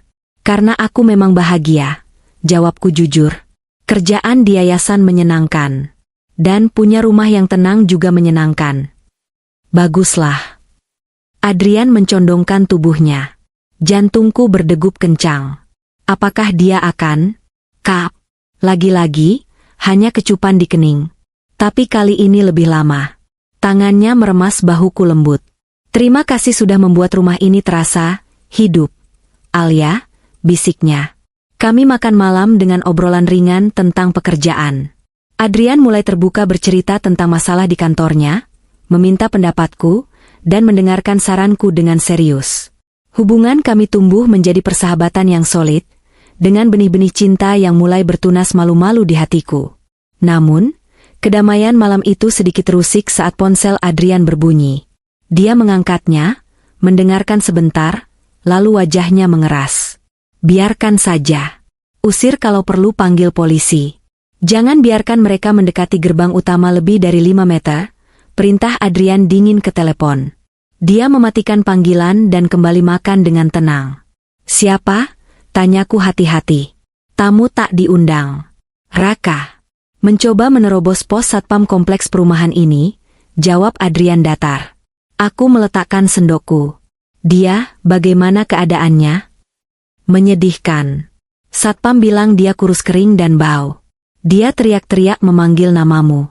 Bilang dia mencintaimu dan menyesal. Aku terdiam. Dulu, mungkin aku akan luluh mendengar Raka menderita. Tapi mengingat wajah Siska dan Raka yang tertawa licik saat merencanakan kehancuranku, hatiku kembali membeku. Apa yang harus kita lakukan? Tanyaku. Adrian menatapku tajam. Tergantung kamu. Kamu mau menemuinya? Aku menggeleng tegas. Tidak. Tidak ada gunanya. Luka itu sudah kering. Aku tidak mau mengoreknya lagi. Adrian tersenyum tipis, tampak puas dengan jawabanku. Keputusan yang tepat. Memberi harapan pada parasit hanya akan membuat mereka semakin menggerogoti kita. Tapi Adrian, aku ragu sejenak. Ayah masih sakit memikirkan mereka. Walau ayah marah, aku tahu jauh di lubuk hatinya dia sedih melihat anaknya jadi gelandangan. Adrian menghela napas. Dia meletakkan serbetnya. Besok lusa ada acara amal besar perusahaan. Semua kolega bisnis dan media akan datang. Aku ingin kamu tampil memukau di sana. Tunjukkan pada dunia, dan pada ayahmu, bahwa kamu baik-baik saja dan bersinar. Itu obat terbaik buat ayahmu. Kalau dia melihatmu kuat, dia akan berhenti menyalahkan dirinya sendiri. Dan soal Raka. Aku akan kirim orang untuk memantau mereka. Bukan untuk membantu, tapi memastikan mereka tidak mati konyol di jalanan dan jadi berita viral yang mempermalukan kita lagi. Cukup dikasih makan sekali sehari ala kadarnya, tanpa mereka tahu itu dari kita. Sisanya, biarkan hidup yang mengajari mereka. Aku menatap Adrian kagum. Dia kejam pada musuhnya, tapi dia memikirkan segala risiko dengan sangat rapi. Malam itu, setelah makan malam, hujan turun deras disertai petir. Aku duduk di ruang keluarga membaca buku, sementara Adrian bekerja di laptopnya di sofa sebelah. Tiba-tiba petir menyambar sangat keras, hingga lampu penthouse berkedip dan mati sebentar sebelum genset otomatis menyala. Aku menjerit kaget, refleks menutup telinga. Aku trauma dengan petir sejak kecil. Dalam sekejap, aku merasakan tubuhku ditarik ke dalam pelukan hangat dan kokoh. Adrian. Dia memelukku erat di dadanya yang bidang. Estet, tenang. Cuma petir. Listrik sudah nyala lagi. Bisiknya menenangkan, tangannya mengusap punggungku. Wajahku terbenam di kemejanya yang wangi. Detak jantungnya terdengar stabil dan menenangkan. Aku mendongak, dan wajah kami begitu dekat. Cahaya lampu temaram dari luar jendela memantul di mata Adrian. Kali ini, tidak ada dinding es. Hanya ada tatapan pria pada wanitanya. Kamu gemetar, katanya lirih, jarinya menyusuri garis rahangku. Aku takut. Bisikku, entah takut pada petir atau pada perasaan yang meluap ini. Jangan takut. Selama aku suamimu, tidak ada yang bisa menyakitimu. Petir sekalipun, ucapnya. Perlahan, Adrian menundukkan wajahnya. Kali ini bukan kekening. Bibirnya menyentuh bibirku. Lembut, ragu-ragu sejenak, lalu menuntut saat aku tidak menolak. Ciuman pertama kami. Bukan ciuman nafsu, melainkan ciuman pengakuan. Pengakuan bahwa di balik pernikahan kontrak ini, ada dua hati yang mulai saling membutuhkan. Malam itu, dinding pemisah di antara kami benar-benar runtuh. Adrian mengangkat tubuhku, membawaku ke kamar utama, kamar kami. Dan untuk pertama kalinya, kami tidur di ranjang yang sama, bukan sebagai orang asing, tapi sebagai suami istri yang mulai belajar mencintai. Sementara itu, di bawah jembatan layang yang becek karena hujan deras, Raka dan Siska menggigil kedinginan, berebut selembar kardus bekas untuk selimut, meratapi nasib mereka yang berbanding terbalik dengan hangatnya kamar penthouse kami. 6 bulan berlalu bagai kedipan mata. Musim hujan telah berganti kemarau, dan hidupku pun telah berganti musim. Bukan lagi musim dingin yang penuh duka, melainkan musim semi yang penuh harapan. Pagi ini, aku berdiri di depan cermin besar di kamar kami. Tanganku mengusap perutku yang mulai membuncit. Usia kandunganku baru jalan 4 bulan, tapi kebahagiaan yang dibawanya terasa begitu besar. Adrian, yang dulu sedingin es, kini menjadi pria paling protektif di dunia. Jangan pakai heels tinggi hari ini, sayang, suara Adrian terdengar dari arah pintu. Dia sudah rapi dengan setelan jas abu-abunya, berjalan mendekat dan memelukku dari belakang. Tangannya yang besar ikut mengusap perutku. Anak papa jangan diajak lari-lari ya sama mama. Aku tertawa kecil, menyandarkan kepalaku di dadanya. Cuma rapat makan siang dengan klien yayasan, Mas. Santai kok. Tetap saja. Nanti Pak Ujang yang antar, jangan nyetir sendiri. Adrian mengecup puncak kepalaku, lalu mencium pipiku. Aku harus berangkat pagi, ada meeting direksi. Love you. Love you too. Hubungan kami berkembang pesat. Cinta tumbuh subur di antara kami, dipupuk oleh rasa saling menghargai dan kini, kehadiran calon buah hati. Ayahku juga sudah jauh lebih sehat. Mengetahui aku hamil dan bahagia, semangat hidup ayah kembali. Beliau sering berkunjung, membawa buah-buahan dan perlengkapan bayi, wajahnya berseri-seri seolah lupa bahwa dia pernah punya anak tiri dan istri kedua yang berkhianat. Siang harinya, aku tiba di sebuah restoran seafood mewah di kawasan Jakarta Selatan. Ini adalah tempat yang cukup eksklusif, biasa digunakan untuk jamuan bisnis kelas atas. Aku ada janji makan siang dengan donatur utama yayasan CSR kami. Aku melangkah masuk dengan gaun hamil yang elegan, tas tangan branded di lengan, dan aura percaya diri yang dulu sempat hilang. Pelayan menyambutku ramah dan mengantarku ke meja VIP. Meja nomor 9, Bu Alia. Silakan, ujar pelayan senior itu. Aku duduk, memesan minum sambil menunggu tamu. Restoran cukup ramai. Pelayan berlalu lalang membawa nampan besar berisi kepiting dan lobster. Tiba-tiba, mataku menangkap sosok pelayan wanita di sudut ruangan yang sedang dimarahi oleh kepala pelayan. Punggungnya terlihat familiar. Kurus, rambut diikat asal-asalan, seragamnya terlihat agak kebesaran. Kamu ini gimana sih? Numpahin saos ke baju tamu. Potong gaji kamu hari ini, bentak kepala pelayan itu pelan tapi tajam. Maaf, Pak, saya gak sengaja, tangan saya licin. Suara wanita itu bergetar. Jantungku berdesir. Suara itu, aku menajamkan penglihatan. Saat wanita itu berbalik untuk mengambil kain lap, wajahnya terpampang jelas di bawah lampu restoran. Wajah itu tirus, tulang pipinya menonjol, tidak ada lagi riasan mahal. Kantung matanya hitam. Tapi aku mengenali garis wajah itu. Siska. Kakak tiriku yang dulu selalu tampil bak sosialita dengan uang ayahku, kini menjadi pelayan restoran yang dimaki-maki karena menumpahkan saus. Siska berjalan gontai membawa nampan kotor, matanya menatap lantai. Dia berjalan ke arah mejaku, atau lebih tepatnya, meja di sebelahku yang baru selesai makan. Dia harus membereskan piring kotor di sana. Aku terdiam, memegang gelas air putihku erat-erat. Haruskah aku menyapa? Atau pura-pura tidak kenal? Saat Siska mengangkat tumpukan piring kotor, dia mendongak sedikit dan pandangan kami bertemu. Waktu seolah berhenti. Mata Siska membelalak. Piring di tangannya bergetar hebat. Dia menatapku dari ujung kaki ke ujung kepala. Melihat gaun mahalku, kulitku yang terawat dan glowing karena kehamilan, serta cincin berlian asli yang melingkar di jari manisku. Kontras dengan dirinya yang berminyak, bau amis makanan laut, dan memakai sepatu kets jebol. Alia, bisiknya tak percaya. Aku meletakkan gelasku perlahan. Menarik napas, lalu memasang wajah tenang. Halo, Siska. Siska mundur selangkah, rasa malu yang luar biasa menyergapnya.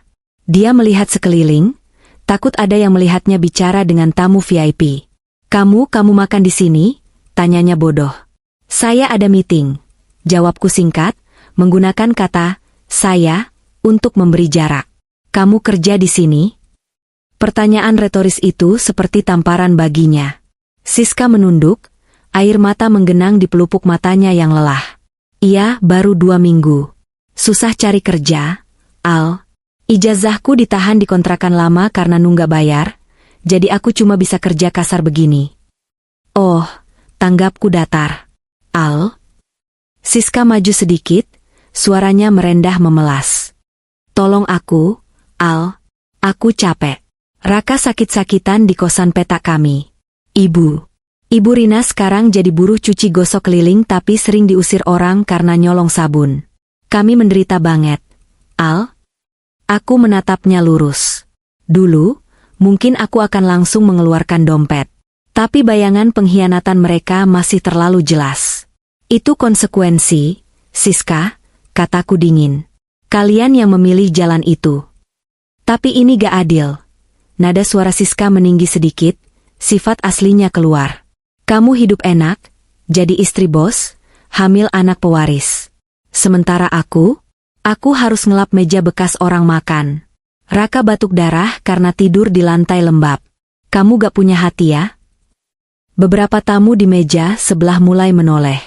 Kepala pelayan yang tadi memarahi Siska melihat keributan ini dan bergegas mendekat. Ada masalah apa ini, Bu? Tanya kepala pelayan itu padaku dengan sangat sopan, lalu menatap Siska tajam. Siska, kamu ganggu tamu lagi? Dia kakak saya, Pak. Saya cuma ngomong. Bela Siska panik. Aku tersenyum tipis pada kepala pelayan itu. Maaf, Pak. Saya tidak mengenal wanita ini. Dia tiba-tiba minta uang dan marah-marah karena saya tidak memberi. Wajah Siska pucat pasi. Al, kamu. Apa? Kepala pelayan itu murka. Siska, ikut saya ke belakang sekarang. Berani-beraninya kamu minta uang ke tamu VIP. Kamu saya pecat. Jangan, Pak. Siska menjerit histeris, menjatuhkan nampan yang dibawanya. Prang. Piring pecah berhamburan. Jangan pecat saya. Saya butuh uang buat makan. Raka butuh obat. Alia. Alia, tolong bilang kamu kenal aku. Alia. Dua satpam restoran segera datang dan menyeret Siska yang meronta-ronta. Dia diseret melewati mejaku. Matanya menatapku penuh kebencian bercampur keputusasaan. Alia. Tega kamu. Aku kakakmu. Alia ah. Aku hanya duduk diam, meminum air putihku dengan tenang, meski tanganku sedikit gemetar. Tamu-tamu lain berbisik-bisik, tapi aku tidak peduli. Tak lama kemudian, klienku datang. Seorang ibu setengah baya yang elegan. Maaf Bu Alia, tadi macet. Loh, ada keributan apa tadi di depan? Hanya insiden kecil, Bu. Pelayan yang tidak profesional, jawabku tersenyum manis. Mari kita mulai diskusinya. Sore harinya, saat pulang kerja, aku menceritakan kejadian itu pada Adrian di kamar. Aku merasa sedikit bersalah, tapi juga merasa itu perlu dilakukan. Kamu tidak salah, kata Adrian tegas sambil memijat kakiku yang bengkak. Kalau kamu mengakui dia kakakmu di sana, dia akan terus meneror kita. Dia akan datang ke kantor, ke rumah, memanfaatkan status itu untuk memeras. Kamu memutus rantai itu hari ini. Tapi dia dipecat, Mas. Kasihan. Orang seperti Siska tidak akan belajar kalau selalu ditolong. Dia harus jatuh sampai ke dasar paling bawah untuk sadar bahwa dunia tidak berputar di sekitarnya. Adrian menatapku lembut. Fokus saja pada kehamilanmu. Jangan biarkan stres merusak kesehatanmu dan anak kita. Aku mengangguk. Adrian benar. Namun, drama belum berakhir. 3 hari kemudian, berita mengejutkan datang dari ayah. Ayah meneleponku malam-malam dengan suara panik. Alia, Raka masuk rumah sakit. Kenapa? Yah? Tanyaku kaget. Dia kecelakaan. Ditabrak motor saat lari dikejar warga, karena ketahuan mencuri jemuran baju. Kondisinya kritis, Al. Dia di RSUD sekarang, di bangsal kelas 3. Pihak RS minta jaminan biaya operasi atau dia tidak ditangani. Aku terdiam. Mencuri jemuran? Raka? Pria yang dulu gengsinya setinggi langit? Ayah mau ke sana? Tanyaku. Ayah bingung, Al. Ayah masih marah, tapi ayah gak tega biarkan dia mati. Tapi ayah juga gak punya uang cash sebanyak itu sekarang, karena aset masih dalam proses audit perceraian. Aku melirik Adrian yang sedang membaca buku di sampingku. Dia mendengar pembicaraan itu karena aku menyalakan loudspeaker. Adrian menutup bukunya. Dia mengambil ponsel dari tanganku. Halo, Pak Herman, suara Adrian tenang. Nak Adrian? Biaya operasinya berapa? Sekitar 20 juta untuk awal, Nak. Saya akan transfer ke rekening Bapak sekarang. Gunakan untuk menyelamatkan nyawanya. Tapi ingat satu hal, Pak, suara Adrian memberat. Ini bukan karena saya peduli pada adik brengsek saya itu. Ini karena saya menghormati Bapak dan tidak ingin Bapak merasa bersalah seumur hidup jika dia mati. Setelah dia sembuh, dia tetap orang asing bagi kita. Terdengar isak tangis ayah di ujung telepon. Terima kasih, Nak Adrian. Terima kasih. Kalian berdua malaikat. Adrian menutup telepon dan segera melakukan transfer. Kamu baik sekali, Mas. Aku memeluk lengannya. Aku cuma tidak mau anak kita punya paman yang mati konyol jadi hantu penasaran. Canda Adrian datar, tapi aku tahu hatinya tidak sekeras batu. Dia melakukan itu demi ketenangan ayahku.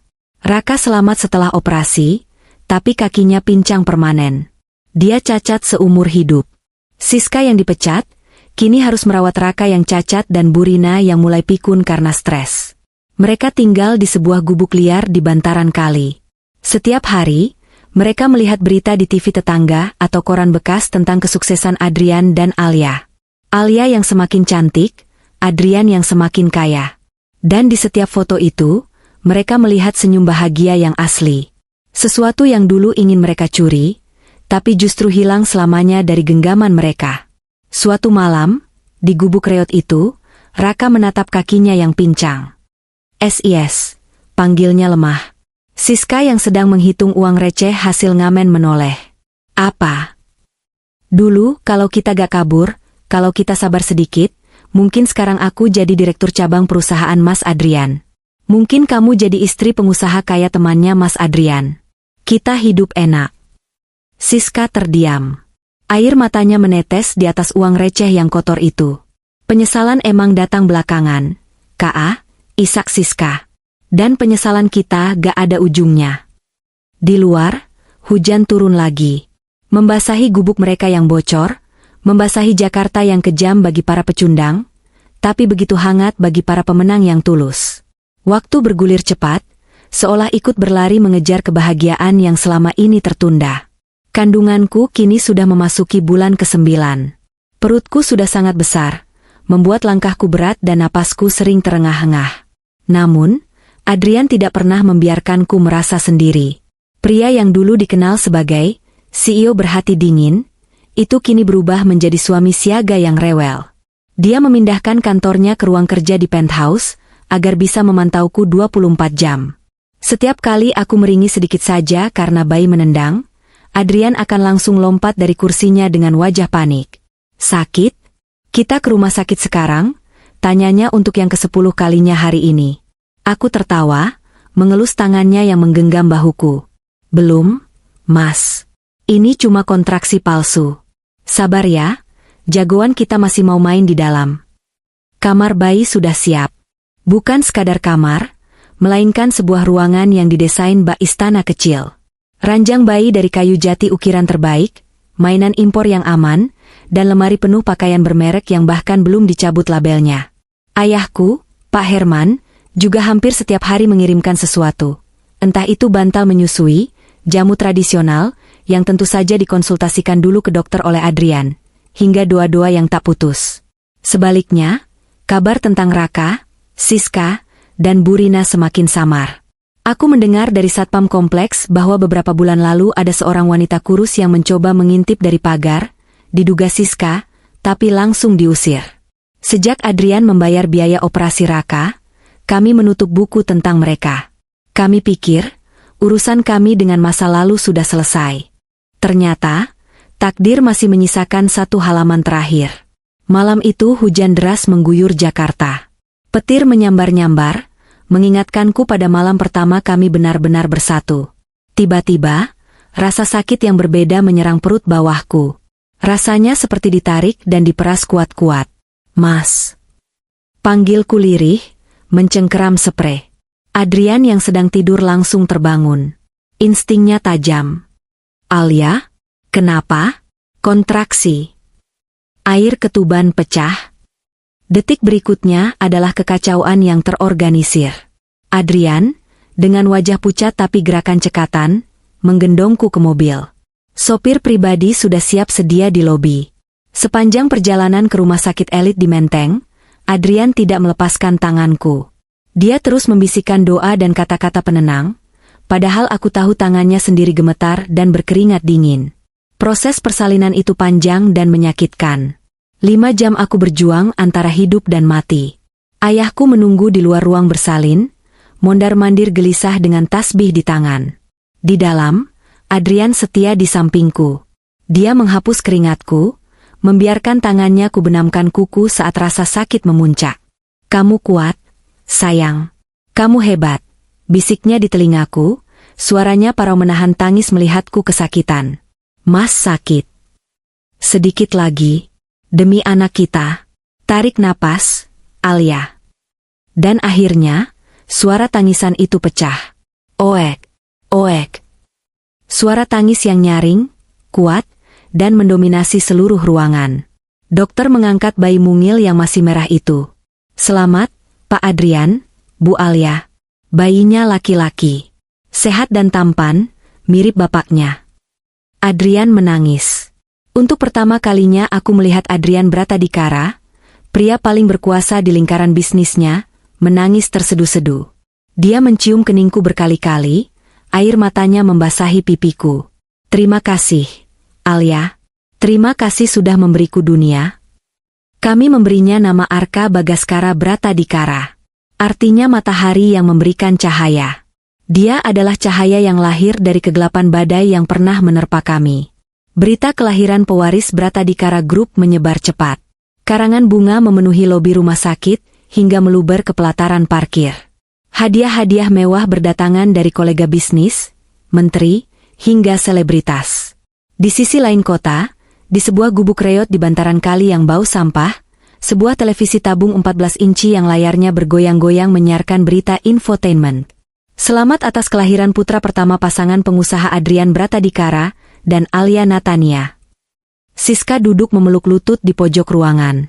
Matanya menatap layar TV dengan pandangan kosong. Tidak ada lagi rasa iri yang meledak-ledak seperti dulu. Yang tersisa hanyalah rasa hampa. Dia melihat Alia di layar kaca, tersenyum bahagia sambil menggendong bayi di ranjang rumah sakit yang mewah. Dia cantik ya? Gumam Siska pelan. Dia beneran bahagia? Di sudut lain, Raka sedang berusaha membetulkan tongkat kayu penyangga kakinya yang patah. Kakinya yang pincang pasca kecelakaan masih sering nyeri saat hujan turun. Melihat berita itu, Raka berhenti. Dia menatap wajah kakaknya, Adrian, yang sedang diwawancarai wartawan. Wajah kakaknya terlihat bangga dan protektif.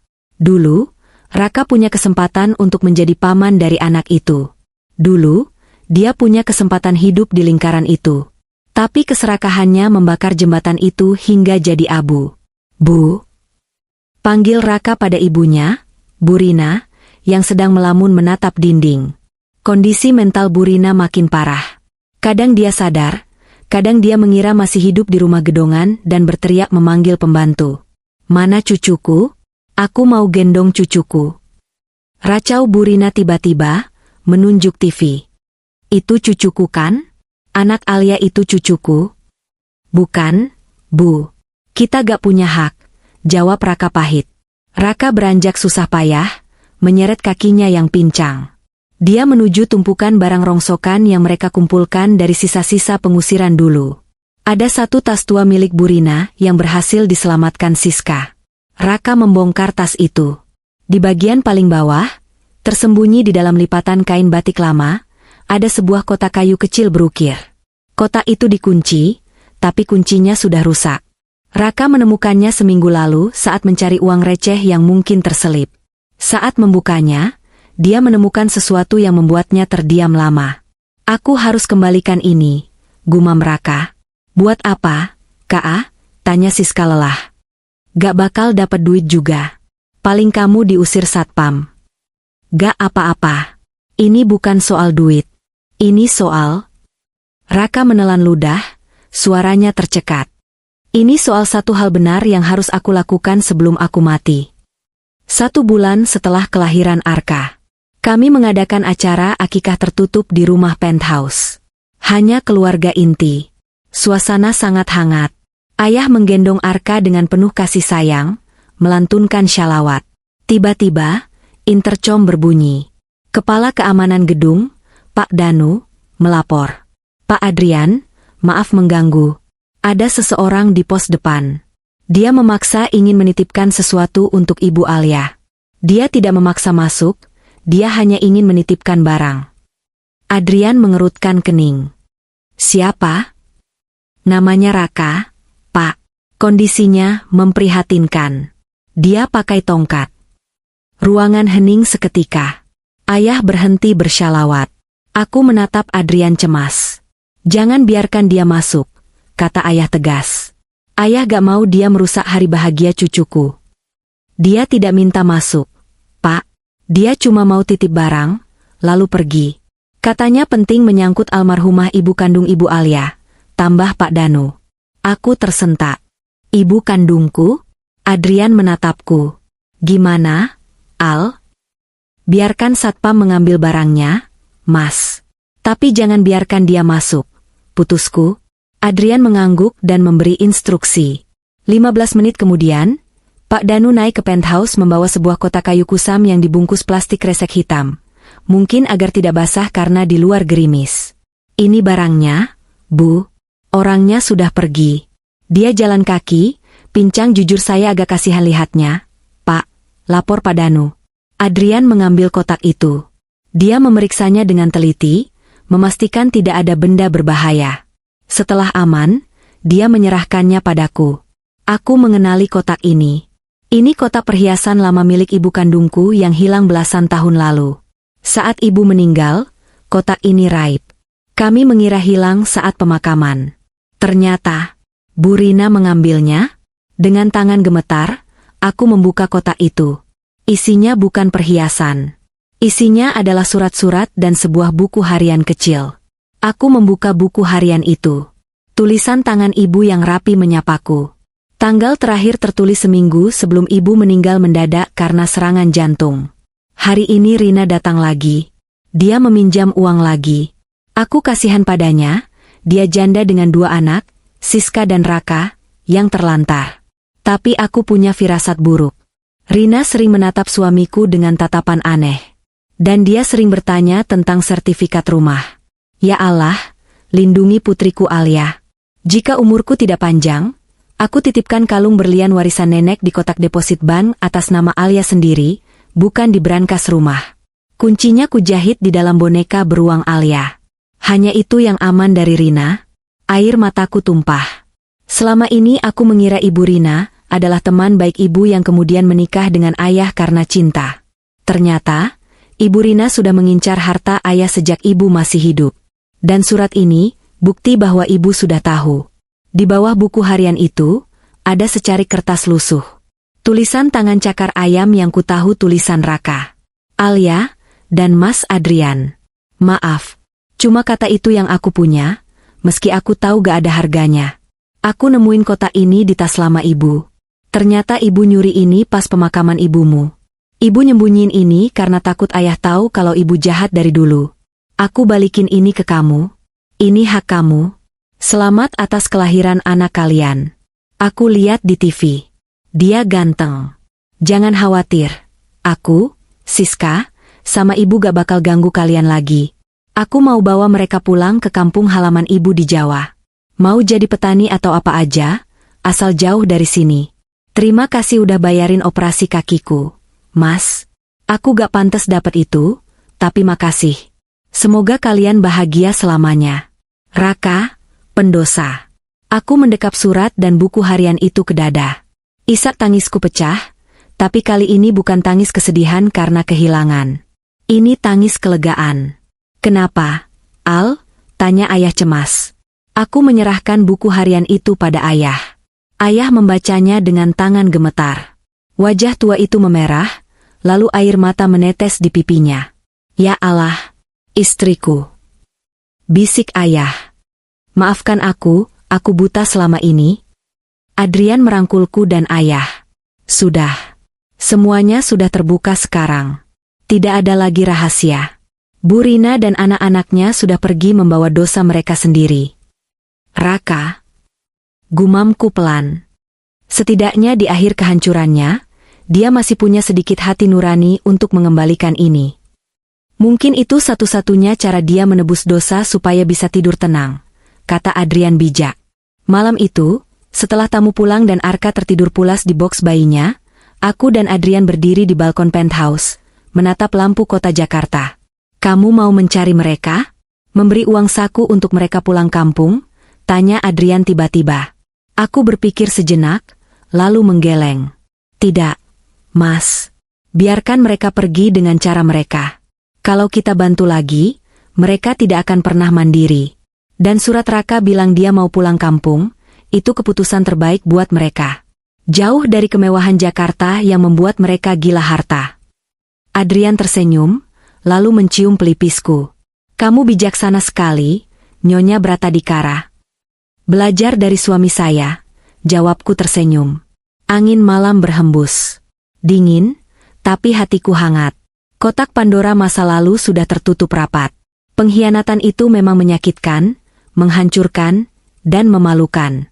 Tapi tanpa pengkhianatan itu, aku tidak akan pernah berdiri di sini, di pelukan pria terbaik yang pernah kutemui, dengan malaikat kecil yang sedang tidur di dalam sana.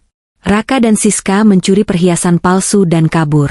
Tapi tanpa sadar, mereka justru memberikan harta karun sesungguhnya padaku, Adrian dan Arka. Di kejauhan, sebuah bus ekonomi rongsokan melaju meninggalkan terminal Jakarta menuju Jawa Tengah. Di kursi paling belakang, Raka menatap keluar jendela yang gelap.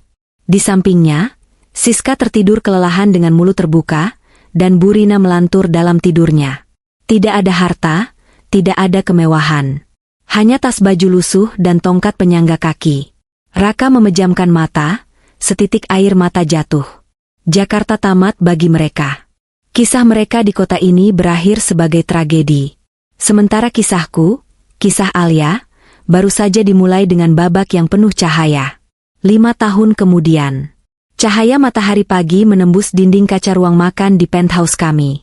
Pemandangannya bukan lagi gedung-gedung beton yang kaku, melainkan taman gantung yang asri, hasil renovasi yang kuminta 2 tahun lalu agar Arka punya tempat bermain yang hijau. Mama, dasi Arka miring lagi. Suara rengekan manja itu memecah keheningan pagi. Arka, jagoan kecilku yang kini berusia 5 tahun, berdiri di depan cermin dengan seragam TK internasionalnya. Wajahnya adalah perpaduan sempurna, mata tajam Adrian dan bentuk bibirku. Sini, sayang. Mama rapikan, aku berjongkok di hadapannya. Tanganku dengan cekatan membetulkan dasi kupu-kupu kecil itu. Papa mana? MA? Katanya mau antar Arka sekolah. Tanya Arka sambil celingukan. Papa sedang telepon sebentar di ruang kerja. Ada urusan penting. Jawabku lembut, sambil merapikan rambutnya yang dipakaikan pomade tipis, meniru gaya ayahnya. Aku berdiri, menatap pantulanku di cermin. Alia yang sekarang berbeda dengan Alia 5 tahun lalu. Gaun rumahanku berganti dengan setelan blazer putih gading rancangan desainer, rambutku dipotong bob sebahu yang memberikan kesan tegas dan dinamis. Bukan lagi wanita yang menangis di pojokan kamar. Aku kini adalah ketua Yayasan Bratadikara dan salah satu komisaris di perusahaan suami. Pintu ruang kerja terbuka. Adrian keluar dengan wajah tegang. Dia sudah rapi dengan setelan jas hitam Armaninya, tapi kerutan di dahinya tidak bisa disembunyikan. Adrian, panggilku. Adrian menoleh, memaksakan senyum saat melihat Arka. Hei, jagoan. Sudah siap? Siap, Pak. Ayo berangkat. Arka berlari memeluk kaki ayahnya. Adrian mengangkat Arka tinggi-tinggi, mencium pipinya, lalu menurunkannya lagi. Arka sama Pak Ujang dulu ya di mobil? Papa mau bicara sebentar sama Mama. Oke, Pak. Arka berlari keluar, diikuti pengasuhnya. Setelah pintu tertutup, senyum Adrian lenyap. Dia berjalan ke arahku, memeluk pinggangku dan membenamkan wajahnya di ceruk leherku. Dia menghela napas panjang, berat sekali. Ada apa, Mas? Tanyaku sambil mengusap punggungnya. Masalah Wiguna lagi? Adrian mengangguk, masih memelukku. Wiguna Group makin agresif. Mereka menyebar rumor busuk ke para pemegang saham menjelang RUPS, Rapat Umum Pemegang Saham, besok lusa. Mereka bilang manajemen Bratadikara tidak stabil karena riwayat keluargaku. Aku melepaskan pelukan, menatap matanya. Mereka mengungkit soal Raka. Iya, rahang Adrian mengeras. Wiguna menggunakan skandal 5 tahun lalu itu. Dia bilang, adik kandung CEO saja seorang pencuri dan penipu, bagaimana kita bisa percaya CEO-nya tidak punya gen korup yang sama? Itu serangan pribadi yang kotor, tapi efektif. Beberapa investor tua mulai goyah dan berpikir untuk menjual saham mereka ke Wiguna. Tuan Wiguna, kompetitor licik yang sudah lama ingin mencaplok Bratadikara Group.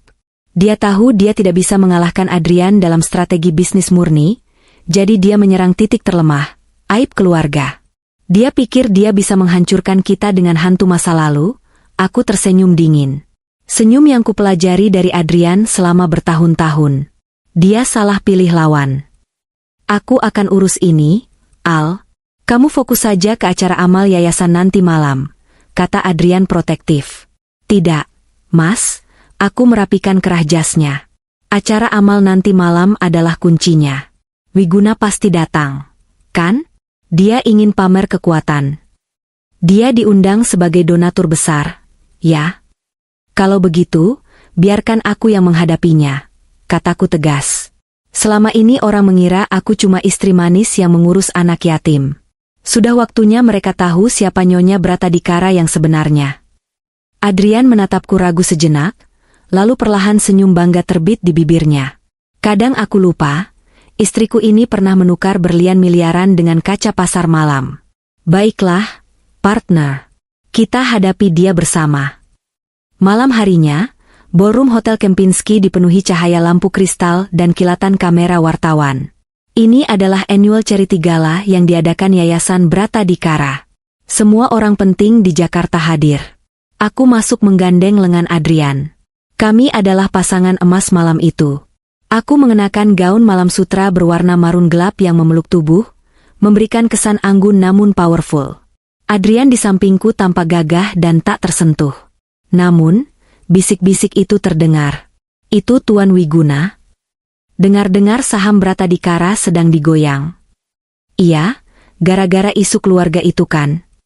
Di sudut ruangan, dikelilingi beberapa pengusaha, berdiri Tuan Wiguna. Pria paruh baya bertubuh tambun dengan senyum licik. Dia mengangkat gelas wine-nya ke arah kami dengan tatapan mengejek. Acara dimulai dengan pidato pembukaan. Setelah basa-basi, tiba sesi ramah tamah. Tuan Wiguna sengaja berjalan mendekati kami saat kami sedang diwawancarai oleh sekumpulan wartawan bisnis. Selamat malam, Pak Adrian, Bu Alia, sapa Wiguna dengan suara lantang yang dibuat-buat. Acara yang luar biasa mewah. Sayang sekali, dengar-dengar kondisi internal perusahaan sedang tidak seindah pestanya ya. Kamera wartawan langsung menyorot. Suasana menegang. Adrian hendak menjawab, tapi aku meremas pelan lengannya, memberi kode. Biar aku saja.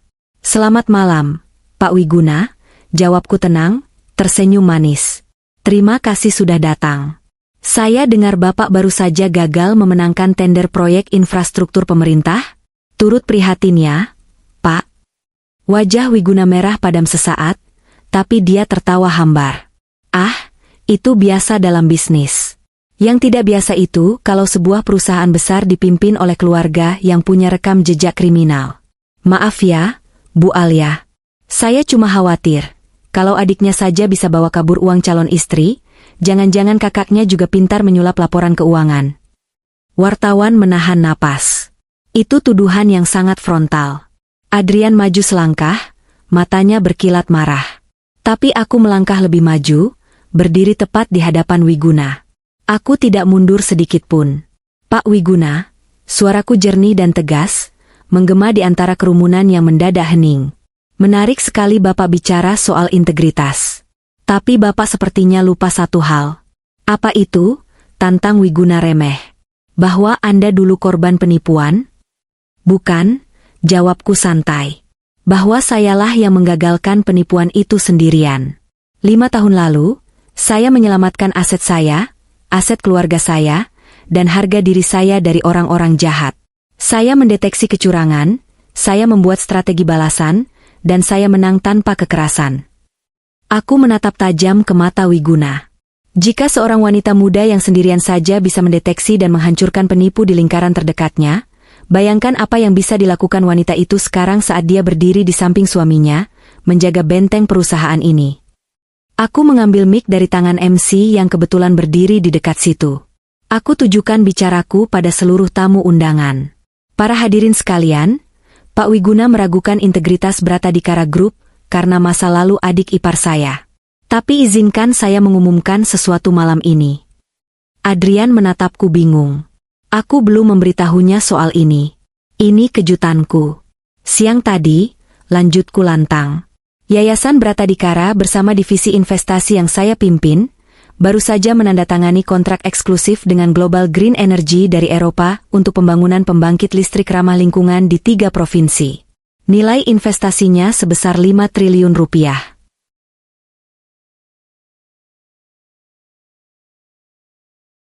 Ruangan gempar. Tepuk tangan dan seruan kaget terdengar. Global Green Energy adalah raksasa yang selama ini dikejar-kejar oleh Wiguna, tapi gagal didapatkan.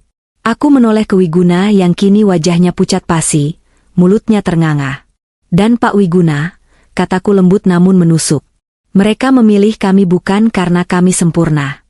Mereka memilih kami karena audit mereka membuktikan Bratadikara Group adalah perusahaan paling transparan dan bersih di Indonesia. Mereka tahu, kami tidak menutupi sampah di bawah karpet. Kami membuangnya. Seperti kami membuang benalu masa lalu, dan seperti kami akan membuang kompetitor yang tidak bermain cantik. Skakmat. Tepuk tangan membahana. Kilatan kamera semakin gila.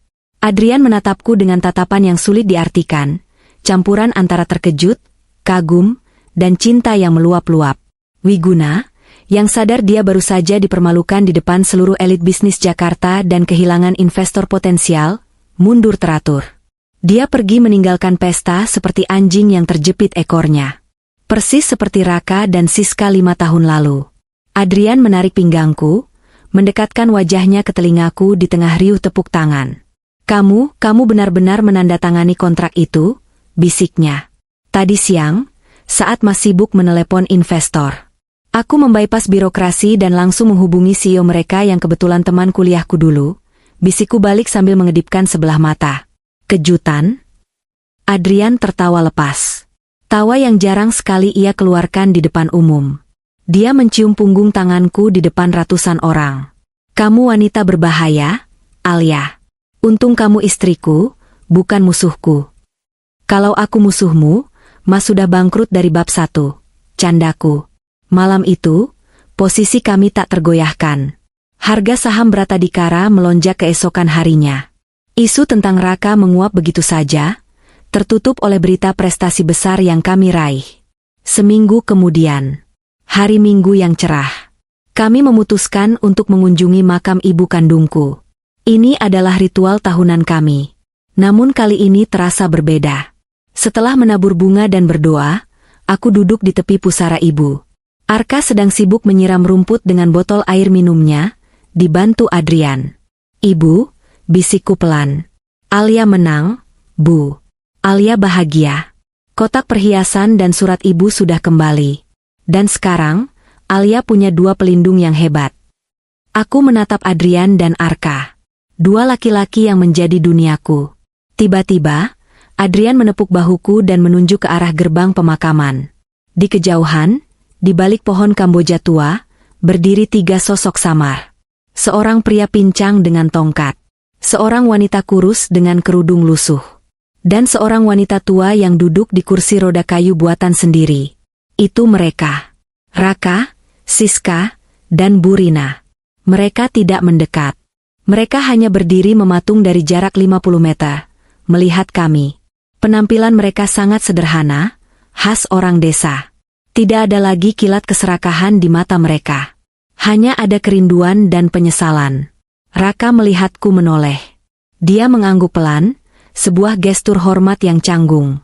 Lalu dia mengajak Siska untuk mendorong kursi roda Burina, berbalik pergi meninggalkan area pemakaman. Kamu mau panggil mereka? Tanya Adrian pelan di sampingku. Aku menggeleng mantap.